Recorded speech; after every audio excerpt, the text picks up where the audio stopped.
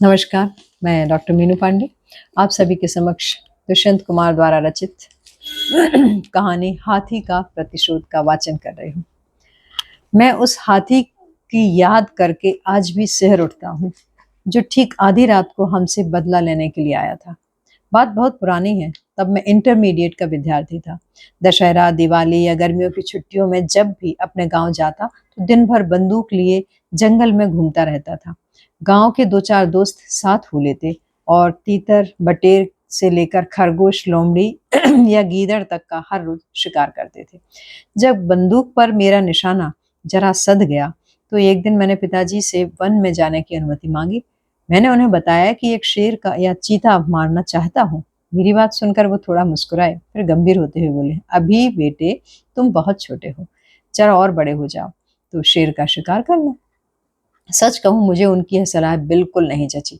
मुझे लगा कि यदि मैं बच्चा भी हूं तो क्या हुआ, मेरा निशाना तो बच्चों वाला नहीं है। पिताजी खुद इसकी तारीफ कई बार कर चुके हैं।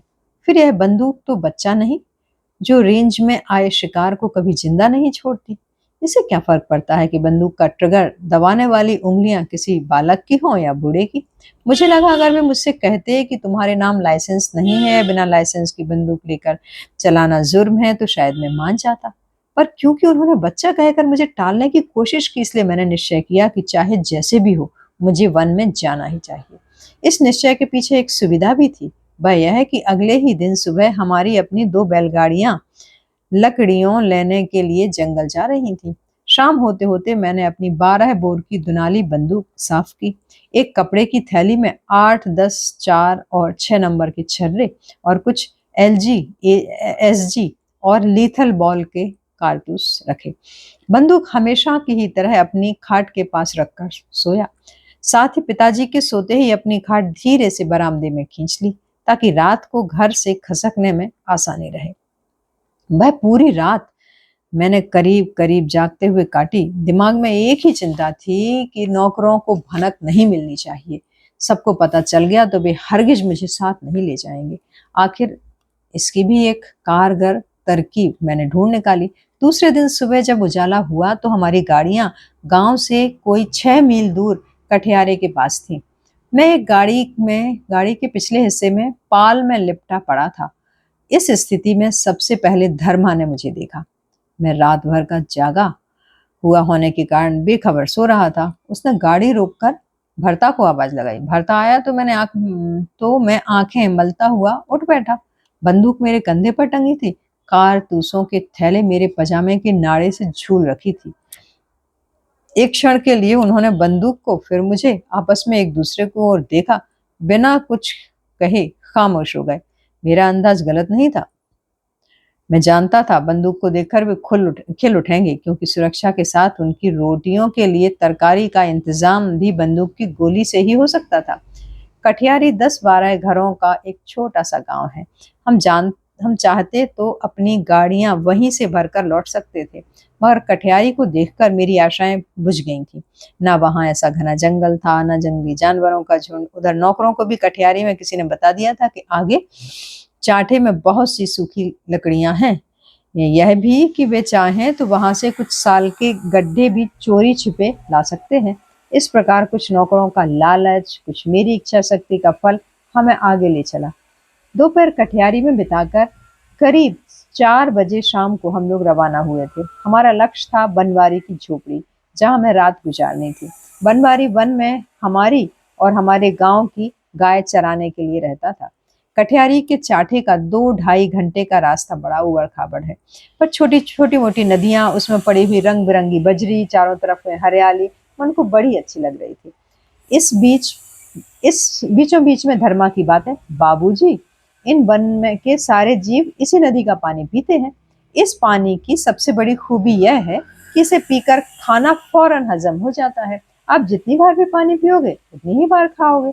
मुझे गाड़ी से उतरकर पानी भी पीना पड़ा। अब ज्यों-ज्यों चाठा पास आता जा रहा था, जंगल और घना होता जा रहा था। सहसा एक चढ़ाई पार करके हम चाठे के काफी करीब पहुंच गए।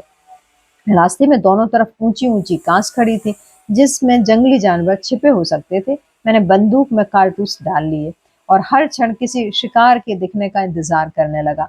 आगे जैसे ही कुछ खुली सी जगह दिखाई दी, अचानक एक पेड़ के नीचे तीतर, एक झुरमुट के नीचे जंगली मुर्गा मुझे नजर आया। मैं सोच ही रहा था कि किसे पहले निशाना बनाऊं, तभी धर्मा बोला, यहाँ गोली मत चलाइए बाबूजी, इस जंगल में गोली की आवाज बहुत गूंजती है। उधर नदी में कछार में हाथी पड़े रहते हैं, ऐसी आवाज सुनकर उनमें भगदड़ मच जाती है। कोई भूला भटका इधर आ गया तो समझिए खैर नहीं। जैसे ही धर्मा की बात खत्म हुई, उधर से काले तीतर ने जोरदार आवाज लगाई, कील कटर कटर कट। इधर अचानक सारी बातें भूलकर मैंने निशाना साधा, धाएं। दूसरे ही क्षण तीतर लुढ़क कर नीचे आ गए। सारा जंगल फायर की आवाज से गूंज उठा। यह कुछ इस तरह की आवाज थी जैसे घाटी में दूर तक कोई चट्टान लुढ़कती हुई चली आए। थोड़ी देर पहले ही भरता ने कहा था कि गोली की आवाज पर कभी कभी वन विभाग के कर्मचारी आकर तंग करते हैं, पर मेरे भोले मन में यह जानने की बड़ी उत्सुकता थी कि हाथियों पर इसका क्या असर हुआ होगा। जब बहुत देर तक मेरी जिज्ञासा का उत्तर नहीं मिला तो मैंने कछार की तरफ बंदूक की नली करके एक और फायर कर दिया। यह एक एलजी और एसजी कारतूस था, इसलिए इसकी पहली से ज्यादा भयंकर आवाज हुई, परंतु इसके साथ ही कछार की तरफ से किसी हाथी के चिंगाड़ने की तेज आवाज भी आई। मैं उसे देर तक सुनना चाहता था, परंतु धर्मा और भरता ने घबराकर अपने बैलों को दौड़ाना शुरू कर दिया था और बैलगाड़ी घोड़ा गाड़ी बन गई थी। जब हम चाठा पहुंचे तो दोनों नौकरों का पहला वाक्य यही था, बहुत बुरा हुआ। उन्हें डर था कि कहीं मैंने किसी हाथी या हथनी या उसके बच्चे को न छेड़ दिया हो और कहीं भी बदला लेने के लिए ना आ जाएं।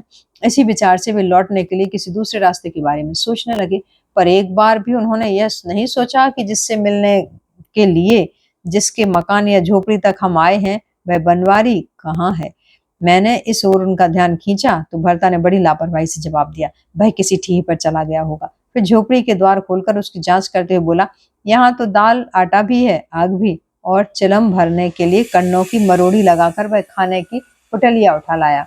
खाने के बाद देर रात तक हाथियों के किस्से होते रहे। धर्मा अपनी और दूसरे लोगों के किस्से सुना रहा था कि कैसे एक बार एक हाथी ने आदमी का पीछा किया। आदमी भागकर पेड़ पर जा चढ़ा तो हाथी उस पेड़ को उखाड़ने के लिए टक्करें मारने लगा। पेड़ मजबूत था, इसलिए हाथी थोड़ी देर से टक्कर मारने के बाद पास के गड्ढे से सूंड में पानी भरकर ले आया। पानी जड़ों में दिया जहां कुछ गहरा सा था, फिर टक्कर मारी, फिर पानी लाया। इस तरह सारा दिन उसने आदमी को नीचे जमीन पर उतरने नहीं दिया, परंतु जब आदमी की रोटियां पेड़ से नीचे गिर पड़ी तो हाथी ने यह समझकर उसे माफ कर दिया कि उसने रोटियां शायद उसे खाने के लिए दी हैं। इसी तरह एक बार एक हाथी ने भुस से भरी हुई गाड़ियां घेर ली थी। भरता ने किस्सा सुनाया, हम लोगों ने जल्दी से बैलों को तो जंगल में भगा दिया और खुद पेड़ों पर जा चढ़े। आखिर हाथी ने पाल पल्ले फाड़े, कुछ गाड़ियों को धक्का देकर उल्टा किया और चला गया। धर्मा ने बताया कि डार से बिछुआ हुआ अकेला हाथी खतरनाक होता है। हम लोग झोपड़ी के बाहर साफ किए हुए लिपे पुते हाथे में जमीन पर पड़े थे। मेरे पास कंबल था, उन दोनों के पास रजाइयां। हमारी बाईं ओर बैलगाड़ियां खड़ी थी जिससे बैल बंधे हुए थे। दाईं ओर बैलगाड़ी की लीक थी जिससे होकर हम वहां आए थे। हाथियों की ही बातें सुनते सुनते जाने कब मुझे नींद आ गई पता ही नहीं चला, परंतु मैंने मुश्किल से एक झपकी ही ली होगी कि अचानक भरता के सख्त हाथ ने मुझे बुरी तरह झकझोर कर जगा दिया। वह ठीक मेरे कान पर फुसफुसाकर कह रहा था, उठिए, हाथी आ रहा है। मैं हड़बड़ाकर उठ बैठा। धर्मा के आगे धर्मा ने आगे बढ़कर मेरी बंदूक उठाई। भरता ने चुपचाप कंबल और रजाइयों को गोल गोल मोड़कर ऐसा लंबा लिटा दिया जैसे सचमुच उसके नीचे कोई सो रहा हो। ये सब क्या हो रहा है, मैं पूछना चाहता था, परंतु उन दोनों ने मुंह पर उंगली रखकर मुझे चुपचाप अपने पीछे चले आने का इशारा किया। तब तक चांद थोड़ा सा निकल आया था। हल्की सी चांदनी छन छन कर झोपड़ी और उसे सामने बिछे हमारे बिस्तरों पर पड़ रही थी। बिल्कुल ऐसा लग रहा था जैसे वहां 3 आदमी सोए हुए हैं। झींगरों की आवाज और साए साए करता हुआ जंगल। मुझे जल्दबाजी और बौखलाहट में बंदूक में कारतूस डालने की याद भी तब आई जब हम झोपड़ी से कोई 20 कदम दूर एक मोटे से दरख्त की ऊंची शाखों पर बैठे थे। गोली मत चलाना, धर्मा ने सारे शिष्टाचार को ताक पर रखते हुए लगभग आदेश के स्वर में कहा, वरना यहाँ से कोई जिंदा नहीं जाएगा। मैंने आश्चर्य से उसकी ओर और भरता की तरफ देखा। वे मुझसे कहीं ज्यादा बदहवास थे, मगर उनकी बदहवासी का कोई कारण मेरी समझ में नहीं आया। मैंने चारों तरफ ध्यान से देखा, ना कहीं हाथी था न शेर। फिर इन्होंने मुझे क्यों जगाया? और इस पेड़ पर आ चढ़े। सवाल रह रहकर मुझे परेशान कर रहा था। तभी धर्मा ने जैसे मेरे मन की बात भांपते हुए कहा, बस अब थोड़ी देर में हाथी आता ही होगा। उस समय मैं बड़े आश्चर्य के साथ सोच रहा था, क्या हाथी इससे कहकर गया है कि मैं आ रहा हूँ? कि उसी समय लीक की तरफ से किन्हीं भारी पांव की हल्की हल्की सी आहट सुनाई दी। 10-20 क्षण के बाद ही हाथी साफ तौर से नजर आने लगा। उसकी सूंड में लकड़ी का एक बड़ा सा लट्ठा दबा था। बिस्तरों के पास आकर वह एक क्षण रुका। उसने मुंह घुमाकर इधर उधर देखा, फिर तीनों बिस्तरों के ऊपर लट्ठा रखकर उसको अपने पैर से दबाया। फिर एक हल्की सी चिंगाड़ मारी, लेकिन ज्यों ही उसने सूंड से रजाई उठाकर बिस्तर खाली देखे तो उसका गुस्सा और भी भड़क उठा। वह तेजी से झोपड़ी की ओर बढ़ा। एक ही झटके में उसने झोपड़ी को उखाड़ फेंका। भीतर सूंड डालकर सारा आटा दाल जमीन पर बिखेर दिया। फिर फूंक मार मार कर उसने कोने में दबी आग को भड़का दिया। जब बिखरे हुए फूस ने आग पकड़ ली तो वह भाग निकला। बहुत देर बाद जब हम पेड़ से नीचे उतरे तो झोपड़ी का एक हिस्सा आग से पूरी तरह जल चुका था। बैल जंगल में भाग लिए थे और बिस्तर बिखरे पड़े थे। मैं आज भी उस दृश्य को भूला नहीं हूँ। नौकरों ने मुझे बताया था कि पहली बार हाथी सिर्फ यह देखने के लिए आया था कि हम लोग हैं या नहीं। क्योंकि किस्मत से वे उस वक्त जाग रहे थे, इसलिए हम लोग बच गए। पर एक बात आज तक मेरी समझ में नहीं आई, आखिर हाथी ने किस बात पर नाराज होकर हमें जान से मारने की सोची थी।